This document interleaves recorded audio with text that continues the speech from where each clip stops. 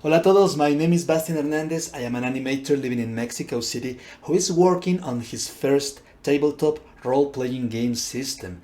And as an artist, I think that one of my weak spots are actually rules and systems. So that's why I'm gonna try to analyze some of the games I really like and I have been collecting because of the rules, because of the mechanisms they have and stuff like that, and try to take some good stuff from them and adapt them into my own system.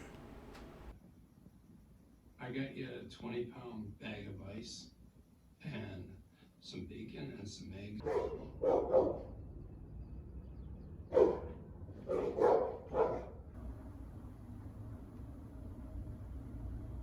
So today I'm going to first start talking about Arkham Horror. This is a game made by Fantasy Flight Games a while ago. This is from, I think, 2012. Yeah, pretty old. And this is the second edition. Actually, the game I think is older. This is like, I don't know which print this is. But anyways, the thing is that this is an old game and it has some problems with speed and downtime and stuff like that, but still there's a lot of things I really like. There's another similar game which is called Eldritch Horror. It's a newer game, and that game is way faster. It has more streamlined rules and stuff like that. But what I like about this one is the intimacy. The it's very local. It occurs in Arkham, in the city of Arkham. So you can go and travel to the graveyard, to the old forest, to the train station. For me, it's like going to a mysterious place in any kind of country, and I have adventures in that place. Now, one of the things I like about this one, compared to Eldritch Horror, is that Eldritch Horror is more like an open world adventure. You go around the world having different adventures. It's like an Indiana Jones feel. Now, in Arkham Horror, you are fighting the mythos, you are fighting monsters and creatures and all that kind of weird stuff, all these old cosmic ancient gods that are trying to invade our plane of existence, and you're doing it in a small town. Now, in second edition, one of the main things you have to do is close gates. Gates are opening all around the place. They are like unstable places, and things are coming out. So you have to go to those places in order to close the gates and defeat the monsters or the creatures that roam the town of Arkham.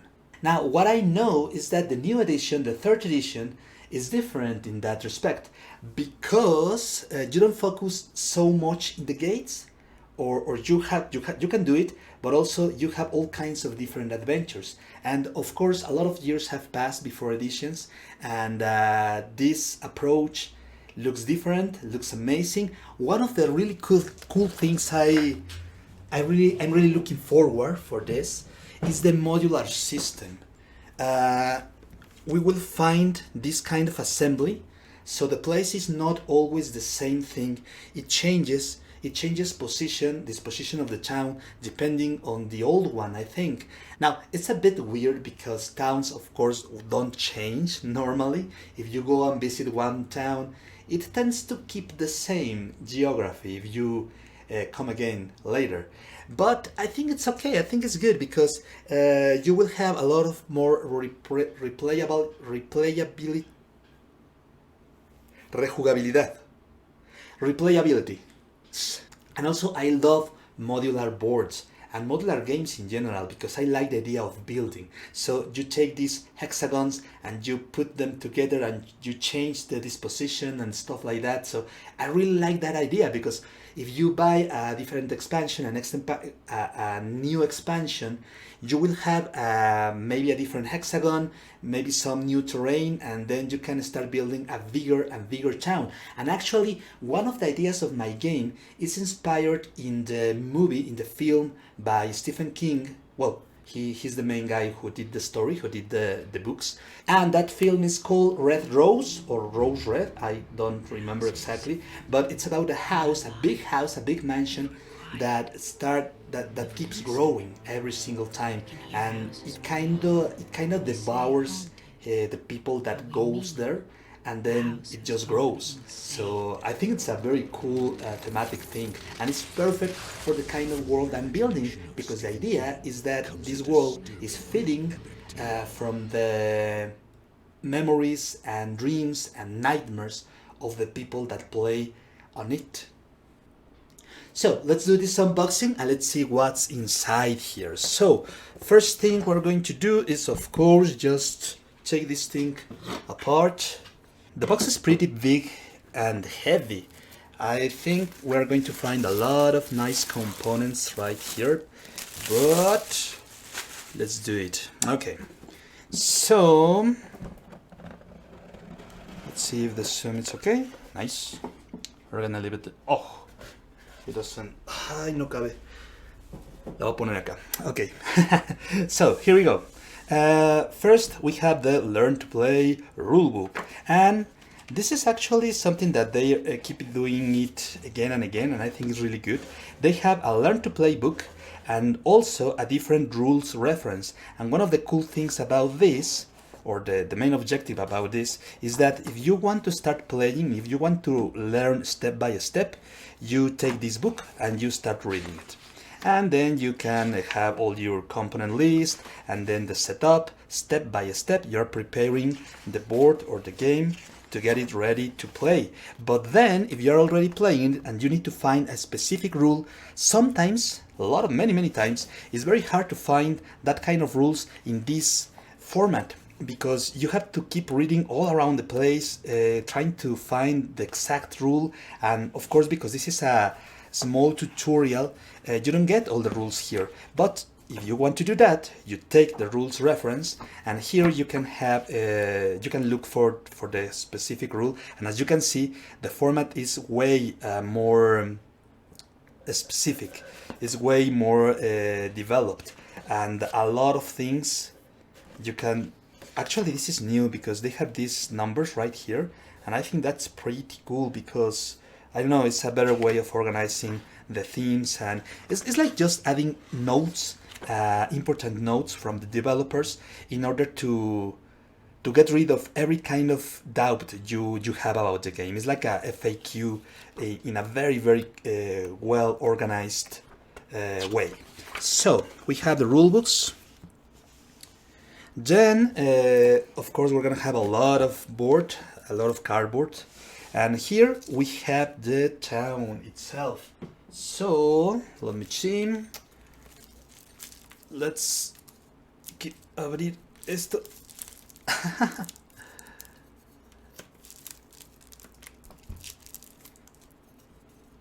Okay, so let's see what we have here. Wow, you know what? These places are big. I was thinking that I was expecting a much smaller board. I don't know why, but I was expecting something, I don't know, like this size or something like that. But this is very nice. This is very big. I think it's going to look so good in the table. So what we have here is the terrain. Let me move this thing.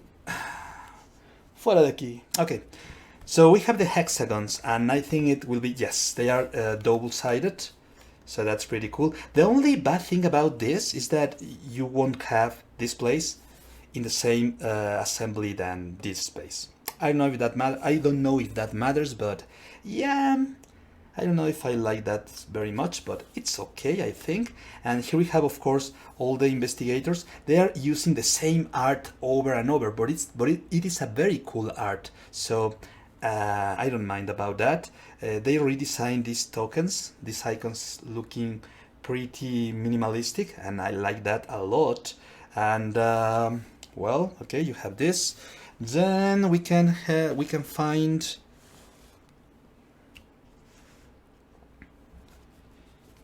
And this is gonna keep coming. These will be your health tokens and your sanity ones. And these are, I think, streets that connect every single hexagon. There you go. Here you have another one, and I think it's going to be the same over and over again. So a lot of different terrains right here, and I think these are like the different towns, the different parts of the town of all around Arkham. So yeah, right now a lot of content. Oh, and this is interesting. I think it's going to be some kind of a stand that you have to assemble in order to put some cards on it, and of course your Eldritch tokens and stuff like that. And I think this is resources. Yeah, so you have money as the original game. That's going to be nice. That's going to be pretty cool. Okay, so here we have the tokens and a lot of hexagons. So we have 1, 2, and 3, 4, 5. We have 5 different hexagons, of course double-sided, so you have 10 different parts of the city, and every single one has, as you can see, 3 different locations. Okay, so we're gonna put these ones aside and let's keep digging. Now we have a lot of cards, of course, and we have all these small cards, small size. These ones are used a lot in all these kinds of games and are pretty cool because you don't need to put a lot of information right here. They save table space, so that's pretty cool. And look at this. I like a lot this design. They are going for a much more stylish look. Ah, this is awesome. This is so beautiful. I love these designs. These are going to be, I think, the artifacts. Oh no, these are the spells. And this is different because normal games of Arkham, they have information in both sides of the card. And right now this is different. They have just the opposite, how do you say, la parte de atrás, the back side of the card. And you can have all the information right here and your spells. But look at the design. This is so nice. And what's this? Okay, this is an orange one. I'm loving these designs. Really nice. This is an item common. Okay, so this is going to be your common items right here. Then you're going to have, I think they are going to be allies or something like that because of the hats. Así que, yes, you have an ally. Allies and stuff like that. Yes, yes, yes, yes. Beautiful. So beautiful.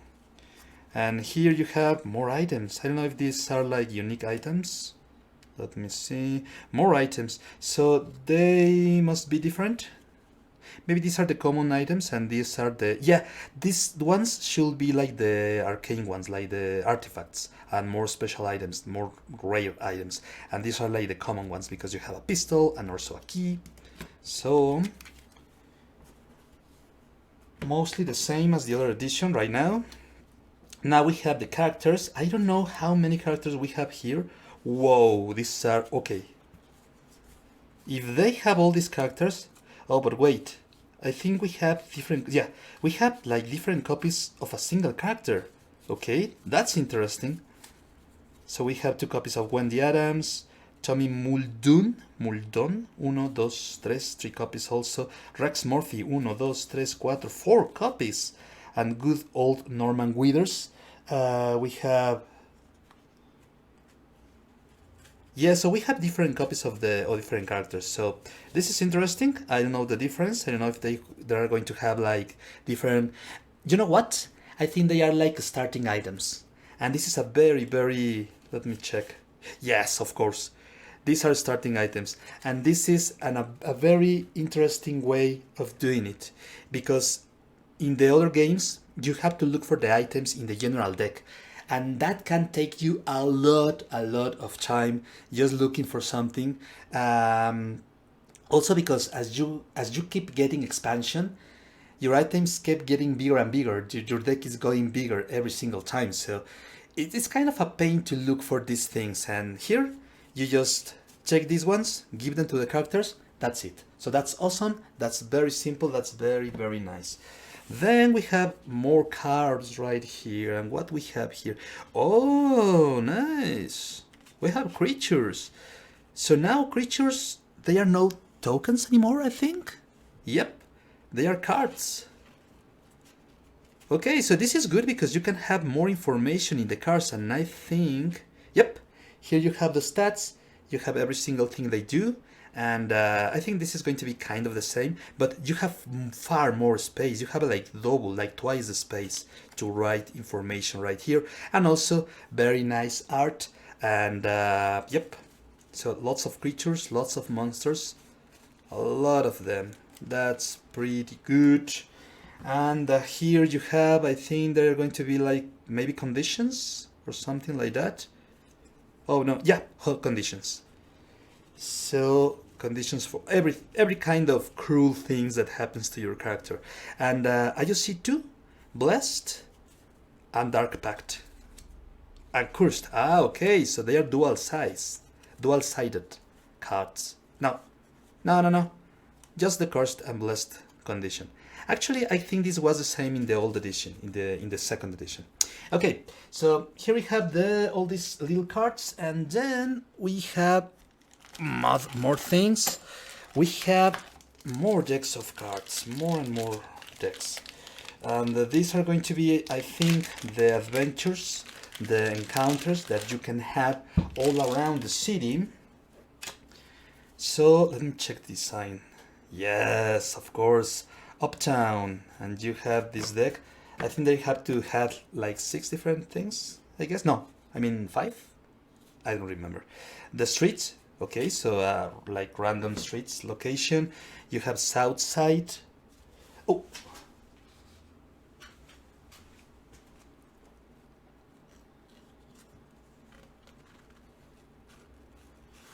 you have South Side.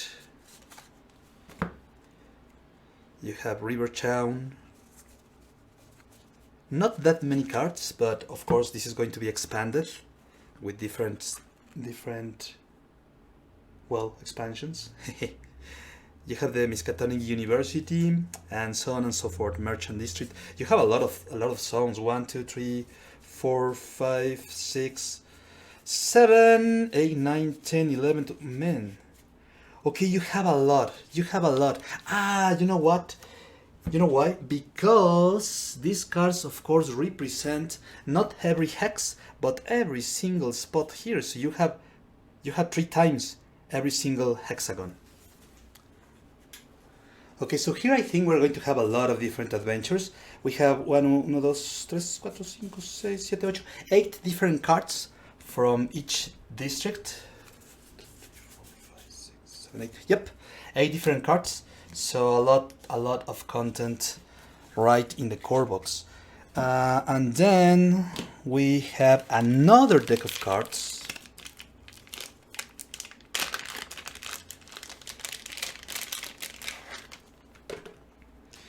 And here, I think we're going to find, well, we have more locations.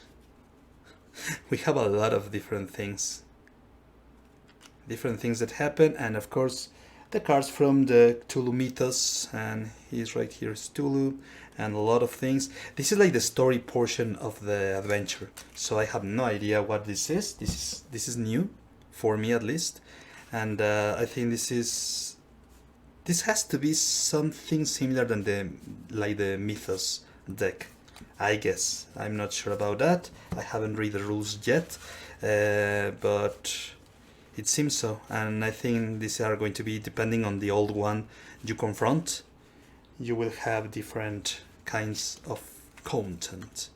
Okay, so that's all about cards, and now of course we're going to have the characters themselves. So here we have, as usual, all the investigators, and we have plenty of them. I think they are a little bit less than the original Arkham second edition game, but still we have a lot. Let's see, we have Agnes 1, Calvin Wright 2, Daniela Reyes 3, Dexter Drake 4, Jenny Barnes 5,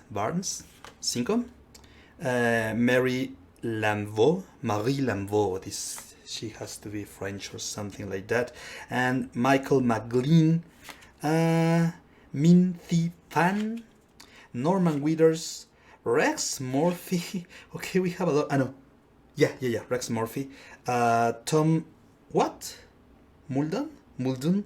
Tommy Muldoon? I have no idea. I don't know this character. This is new. And yeah, I love this one. Wendy Adams. I love Wendy Adams. And we have 4 old ones. We have Azathoth. We have Umordot. The Veil of Twilight.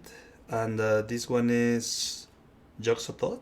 I'm not sure about the name of this one. I think it's Joxotot. And Echoes of the Deep. Oh, this is the name of the adventure, of course, not the name of the old one.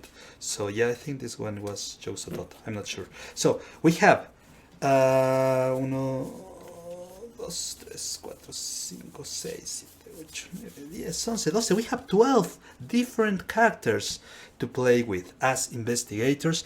And lastly, we have some standees to put your tokens for the characters, and of course some normal d6 dices. But of course you can use, if you are a fan of the Mythos games by Fantasy Flight, you will have these dice. You surely have these dice. They are amazing. You can use them again and again. I'm hoping I can use this one in this system, and I think you will be able to do so. Okay, so yeah, I think that's it. We have, of course, we need to have somewhere your proof of purchase. Come on, they don't have it anymore. Okay, that's sad. Oh yeah, of course you have one. Here you go. Proof of purchase. No sirve para nada esta madre. But it's still here anyways. So, okay guys, so this was the unboxing of Arkham Horror 3rd edition. I hope you find something useful about this video, and yep, I'm going to start setting up this game because I want to play it right away. I want to learn the rules, the new rules. We have a lot of things to read, but I think it's going to be not that difficult because I have already played these kind of games in the older editions. So next time I'm going to be doing a playthrough of a full adventure of my first adventure in Arkham Horror 3rd edition. And yeah, okay, eso es todo. Thank you very much for watching. See you later. Bye. Cuídense. Ciao.